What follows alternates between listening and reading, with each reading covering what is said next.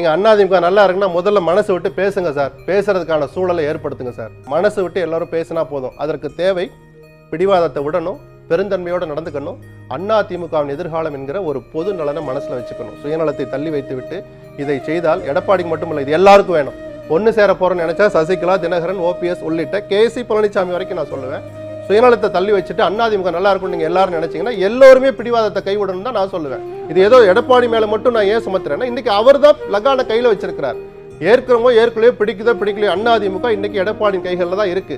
அந்த எடப்பாடியின் கைகளில் இருக்கிற அதிமுக தொடர் தோல்விகளை சந்திக்குது. இனிமேலும் அது தொடரக்கூடாது. சம்பந்தப்பட்ட எல்லோருமே பிடிவாதத்தை விட்டு சுயநலத்தை தள்ளி வச்சுட்டு அதிமுக நலன் என்கிற ஒற்றை வார்த்தையோடு இதய சுத்தியோடு உட்கார்ந்து பேசினா இந்த இயக்கத்துக்கு மிக நிச்சயமாக எதிர்காலம் இருக்கு. நான் திரும்ப சொல்றேன், இத்தனை தோல்விக்கு பிறகும் அதிமுக இன்னைக்கு பெரிய இயக்கம் தான். ஆனா இதை காலங்காலத்துக்கு நானும் சொல்ல மாட்டேன், சொன்னாலும் பொய்யாதான் இருக்கும்.